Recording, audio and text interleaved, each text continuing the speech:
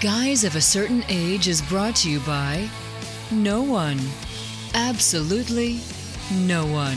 Except these dudes walking down memory lane.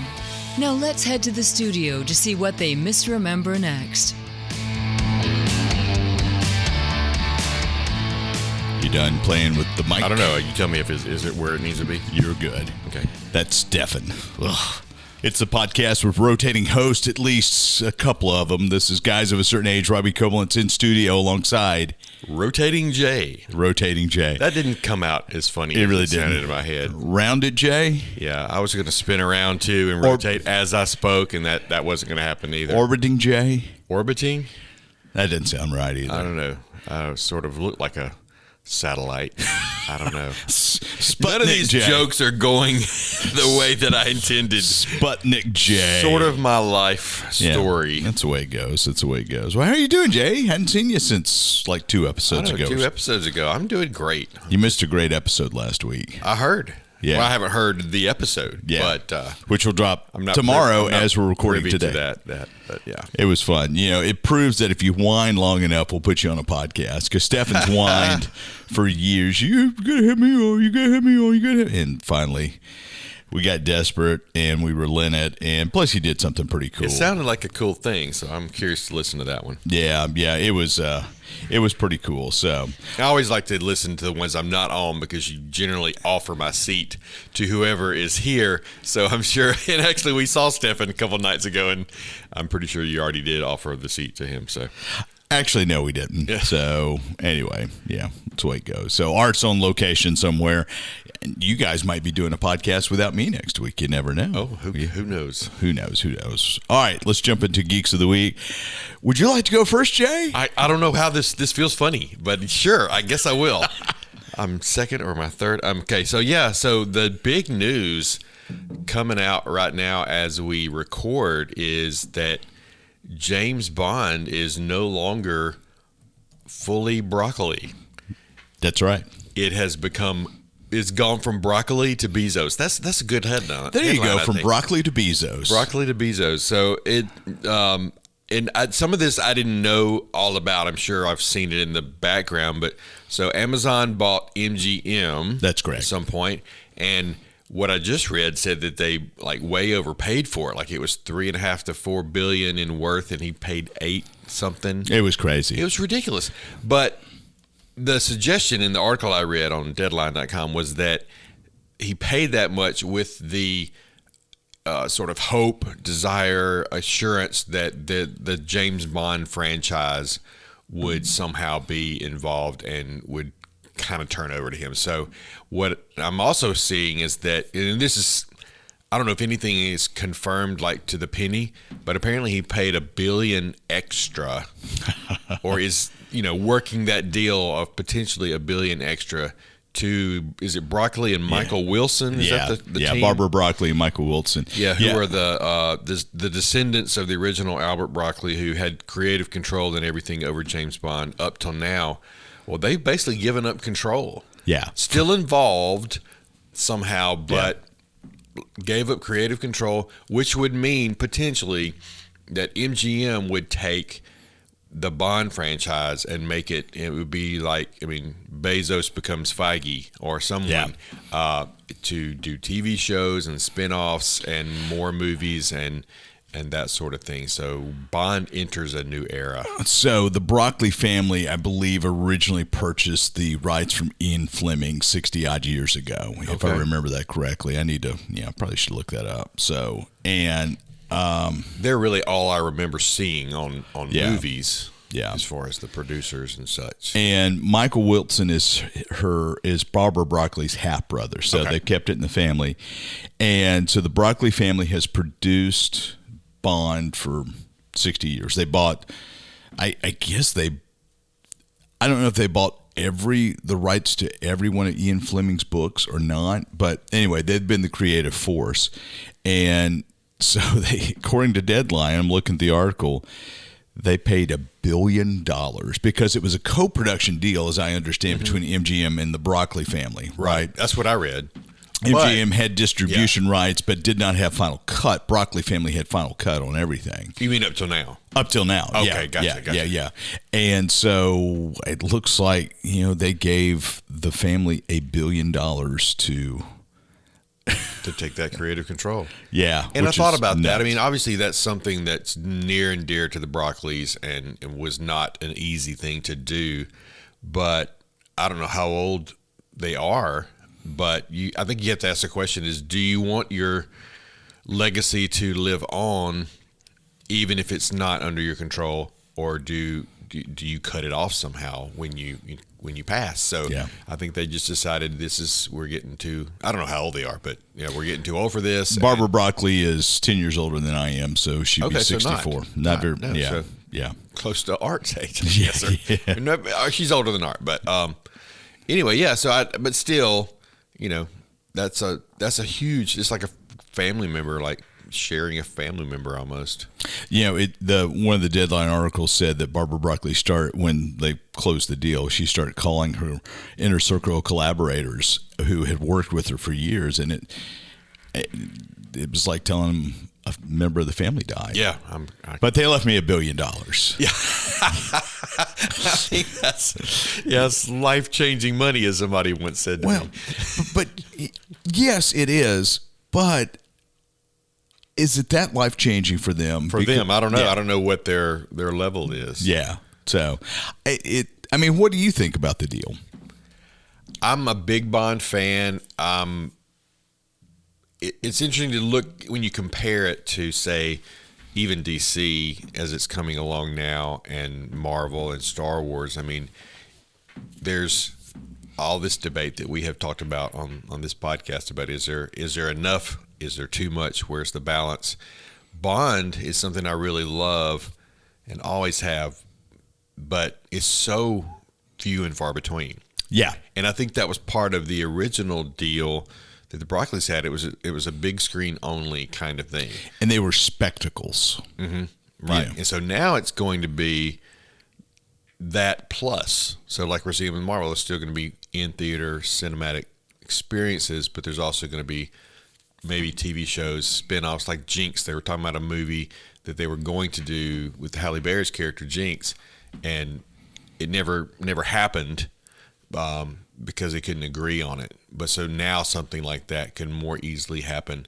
So my hope is that they don't, saturate us too much, but give the big fans maybe something a little more often. I mean, a film every couple of years instead of however often. I mean, it's been, I don't know how long it's been since. What, 3-4 years? At least, yeah.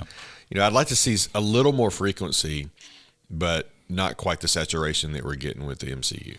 So we probably should revisit the Bond legacy on a future show and kind of rank our Bonds again and kind of look towards. So, that'd be a good second half of a show. Not this show because we don't have Art. So right. See what maybe wait and see what develops here first, and what who becomes the Kevin Feige of the Bond universe. So some of the cynicism I've seen is, from the studio that has ruined Lord of the Rings, they get control of James Bond because Rings of Power has been criticized for how much they've gone from the source material. They've strayed from the source material, which, to be honest, the Silmarillion and all the stuff that Rings of Power is pulled from is so friggin' dense and very difficult to navigate. I don't hold that against Rings of Power against Amazon Studios, but I'm kind of like you. I just don't want it to be oversaturated. You and I, we're going to talk is it Strange New World? No, New World Order. Brave. Yeah, the new Captain America. Yeah. And we'll look it up before we start. Yeah, and part of what I felt about that was I feel a little bit of overkill. And so I'm afraid that's where we're going to head with James Bond. Well, somebody in that one of those articles, it said it's just going to just become another Jack Reacher. Yeah. With season 1, 2, 3, and I all think this so. stuff. And it could, but maybe they'll give some respect to it. But I mean, he's got to make his $1 billion back. Well, so he's got to do something more than $1 billion. Yeah, so. yeah. 9.5 now or whatever. To me, it would be you keep James Bond on the big screen, and then you have the supplemental stories where you may have a Bond cameo in the rest of the like a content. Jinx movie or a Jinx series, or like a. You really like the Halle Berry character. And that's the only one they mentioned. I mean, that's the only thing they've talked about in the You article. don't have I a read. life-size Halle Berry. I do not. I do Okay. not. Okay. You got But defensive. I did see her when I went my one time at the David Letterman show. She was the guest. She was the there main you go. guest. So There I've you seen her live and in person. But no, I think that would be fun to watch because I love spy stuff. I'm a big Bond fan. He's my favorite. Yeah. But I love the spy genre. Yeah. So I feel like if we got more of, MI6 or whatever the organizational stories. Yeah. Maybe another 00 somebody else. Yeah. Let's Bring keep Bond Sean King. Bring Sean Bean back, and he can be another 00 that gets killed. But have some other stories that are similar. Bring in some characters like Q to these other things, and some of the spinoffs. I think that would be fun, just because I like the spy stuff. Yeah. Well, I hope they don't do well. There is. I'm going to go to my geek of the week because there's, I think, some parallels there. So the story floating out this week is that after Ncuti Gatwa's second season as Doctor Who, he's out, and Doctor Who may be on hiatus. So apparently the Disney Plus deal was for 26 episodes. Streaming numbers were less than spectacular for Gatwa's Doctor. There were a variety of issues. Stories weren't quite as good. There was some claims of too much political correctness and wokeness for something. I hate to say this, but they've sexualized the Doctor, which I really have an issue with, whether it's same-sex or heterosexual.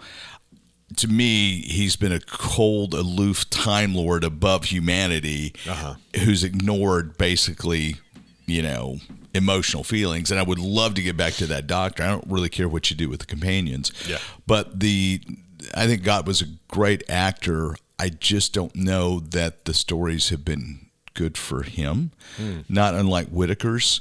And so the BBC has refuted it, saying we haven't made any decisions about a season 3 for Gatwa, but apparently his career is starting to blow up. He's getting more Hollywood offers, and so he wants to move to LA, according to reports. Who knows what's correct, to get closer to major motion pictures, because I think I think it's great. I think he's a star in the making. I've just seen him in the specials, the 3 or 4 specials that I watched. Yeah. I think he's a star in the making, but I haven't really enjoyed the one season of his Doctor that much. So I'm going to be real curious what happens with that. But, you're talking about another long-running British stalwart that has got issues.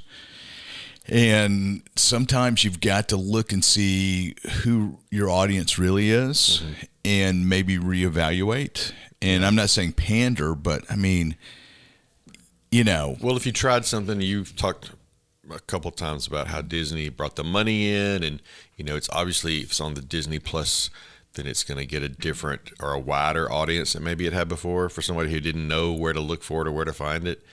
But if that didn't work, then you've got to reevaluate. Yeah, you've got to reboot. So that's going to be really curious to see what happens. So, I mean, they brought Tenet in to kind of bridge, and there was some interest there, but then, here we are. But I'd probably be more interested in watching if Tenet was back, but that's not likely to happen. Yeah, no, it's not. It's not. So, all right, let's, because I think I see who the regrettable is that I want to weigh in on. That's actually the next page. It's not the regrettable today.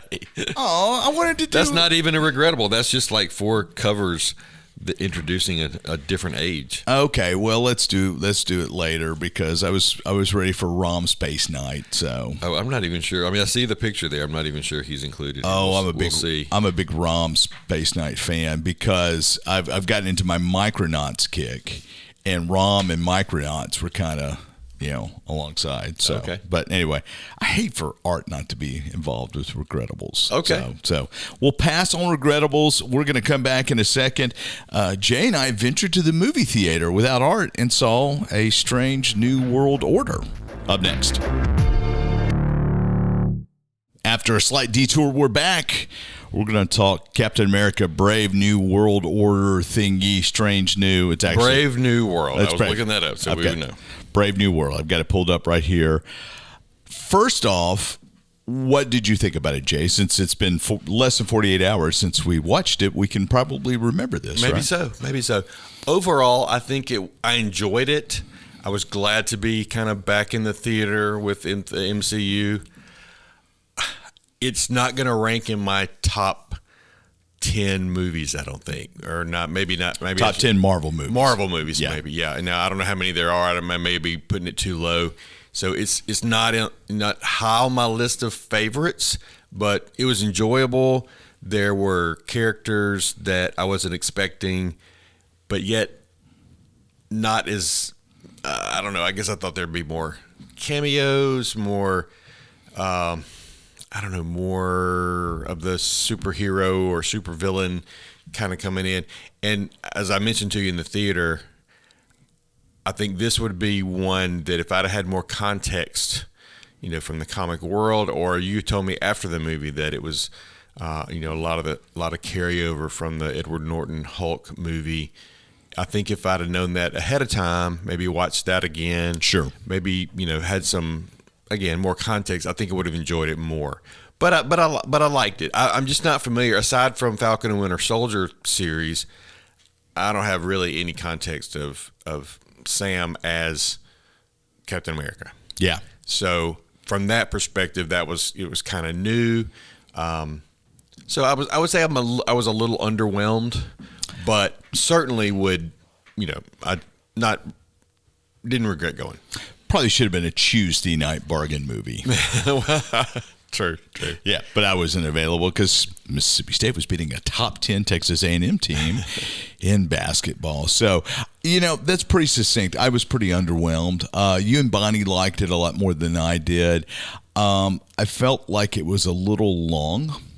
But it really wasn't compared to some of the other Marvel movies. Yeah. I mean, it was under 2 hours. So, well, right at. I love Anthony Mackie. I like the way he plays Sam Wilson. That's great. They brought Harrison Ford in to play President Thaddeus Ross. That's the role that William Hurt had originated all the way back to the Edward Norton Incredible Hulk. Mm-hmm. And, he carried on. Thaddeus Ross was He was in Winter Soldier. He was Secretary of Defense. He was in charge of the Wachovia Accords that outlawed the Avengers. So that Sokovia, right? Wachovia. Wachovia is a bank. Used to be. Yeah, used to be. Anyway, those accords. And what's interesting is the Thunderbolts in the comics were the team that Thaddeus Thunderbolt Ross put together. So Thunderbolts are coming up in 3 months. Thunderbolts asterisk, we'll figure out what the asterisk stands for. So, obviously spoilers, at the end of the movie, Thaddeus Ross is put in the raft in solitary because he was dosed with gamma radiation and was tricked into becoming the Red Hulk, which he does in the comics as well. So by Tim Blake Nelson, Samuel Stearns, also known as the Leader. That's his comic book villain name. Okay. So, which if you go back to, and I probably should have mentioned to you to watch the Incredible Hulk, the Norton Incredible Hulk, to get context, because Tim Blake Nelson plays the same character in that movie who ends up creating the Abomination, and then he doses himself. And so he becomes this superhuman computer who can manipulate all these things. And I thought that was one of my favorite elements, character elements of this movie, because I'm not familiar with that character. I mean, even though I saw the Hulk before, it's been years. So, but the way they described his quote unquote power as being able to, having such a brain that he could logically, consider all the outcomes, that could happen and essentially predict the future to some degree. And I mean, I think that's just a fascinating sort of power. However, we see, that the way that he is, he comes up with he shows up in some places, that he wouldn't have been able to without that power, but still is thwarted. Is he? Well, in the comic books, the leader is the Hulk's arch enemy. Okay. So, and he appears, I'm looking at the Wikipedia entry, he first appeared in Tales to Astonish number 62 in December of 64. So he's been around for quite a while. He was created by Stan Lee and Steve Ditko, primarily to be the Hulk's arch enemy. And if you recall, I think we've talked about this before, there's still some licensing issues, I think, between Universal and Marvel of what parts of the Hulk mythology they can incorporate into the MCU. Oh, okay. So that's why there has not been a standalone Mark Ruffalo Hulk movie, because Marvel can't make a standalone Hulk movie, but they're able to cherry pick pieces and parts. So this Captain America Brave New World, I keep wanting to say New World Order, Brave New World is really a sequel to The Incredible Hulk, because you've got Red Hulk in it.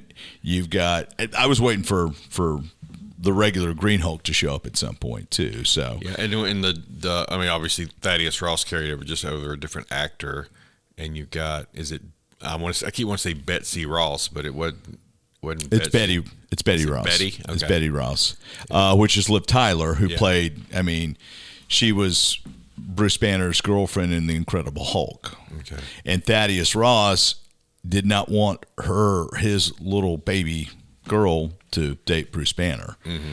And so, but Samuel Stearns, the leader, ends up creating the Abomination, and Hulk and Abomination basically take out Brooklyn in that movie.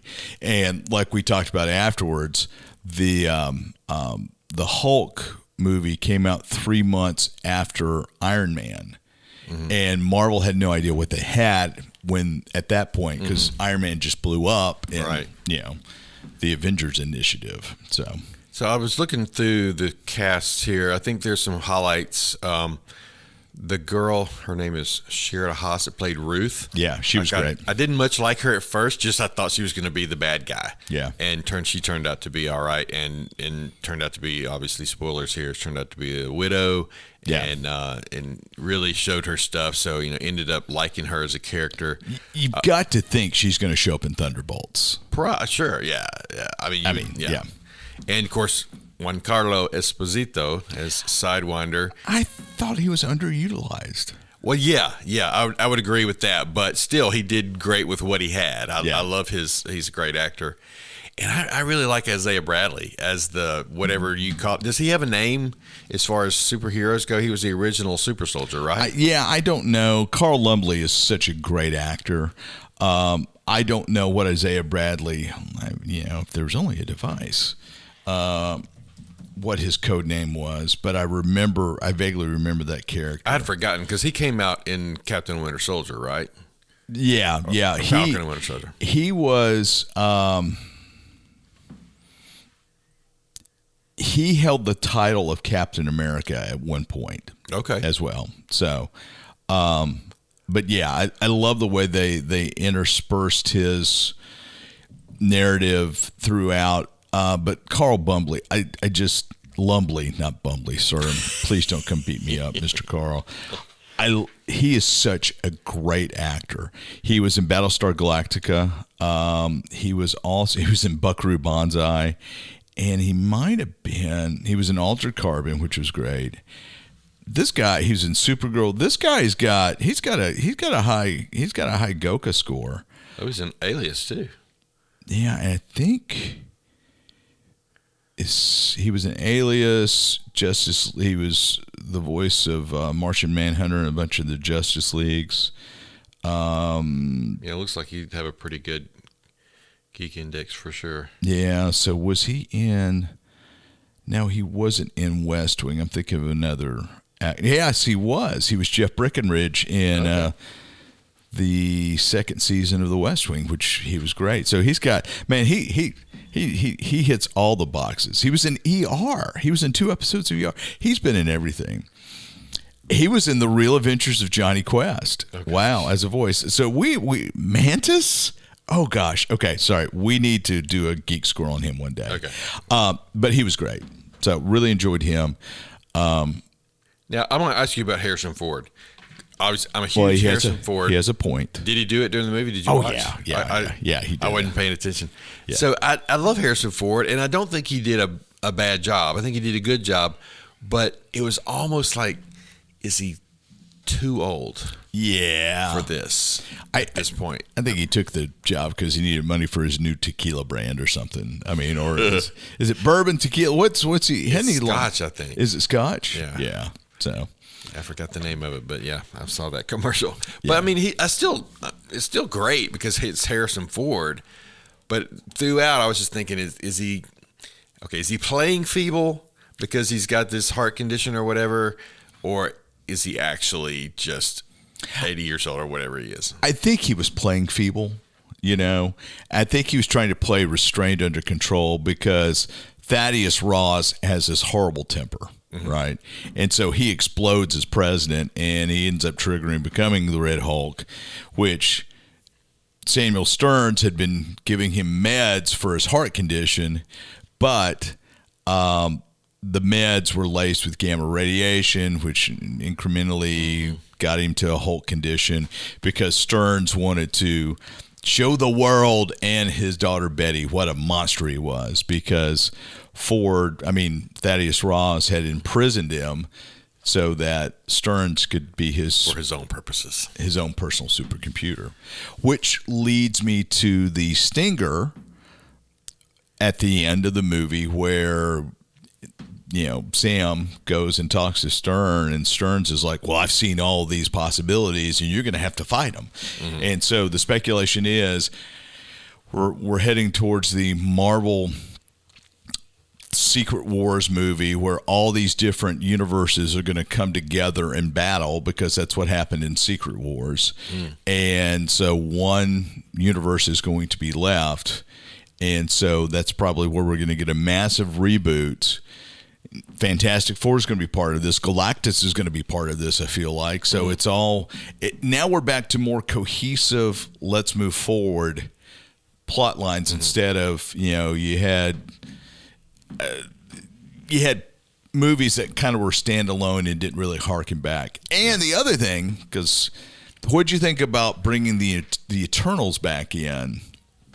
I missed. What did I miss? Well, no. So you had the Celestial coming up out of the ocean. Okay, the Celestial. Yeah, because you saw the Eternals, didn't you? Yeah. But their whole mission was to thwart the Celestial from taking over, and then we never heard about the Celestial for like the next 8 Marvel properties. Okay. Now they've gone full on, acknowledged Celestial Island, and that's where Adamantium is coming from. I can never pronounce Adamantium. it. Yeah, that. So Celestial Island is a celestial that has turned to stone, or it's that celestial that started to come out at the end of Eternals, and they were able to stop it and kill it. Okay. And so you saw the little claws coming out, sort of thing. So probably should have watched the Eternals and Incredible Hulk. So if you haven't seen this yet, so you need to go rewatch the Edward Norton Incredible Hulk, and then watch the Eternals, and that should get you where you need to be. Okay. And don't forget the raft. The raft. Yeah, the raft I remembered. Yeah. And is Camp Echo 1, has that been a thing before? I don't know anything about Camp Echo 1. Okay. So I'm sure there was a callback there, but I don't remember a camp. I mean, it is nice too to have sort of the Iron Man mystique back with, because he's not, super serum has not become, Sam doesn't have the super serum. Yeah. No, so he's just a dude that trying to play really well, a dude who's a dude. And has his suit is Wakandian origin, and so that makes it vibranium, right? Yeah. So he obviously has more power than you or I, but it's because he puts the suit on. So, and then same thing with, I guess, Joaquin. Yeah. Joaquin. Yeah. Yeah. So Wow, I got a word that you did. there you go. Wow. So Joaquin becomes the Falcon. Is that right? Joaquin Torres becomes the Falcon since Sam is now Captain America. Okay.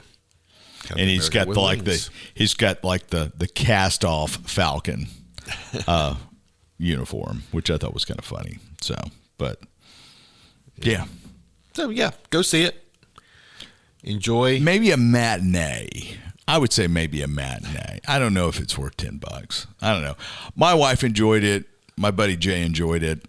Probably it was Art would worth like $10. it. Yeah, it was. Of course, I mean, we're in Mississippi. If you're listening elsewhere, it may be more. Yeah, probably. Prices vary. Check with your local purveyor of movies. Hey, but it's cheaper than eggs.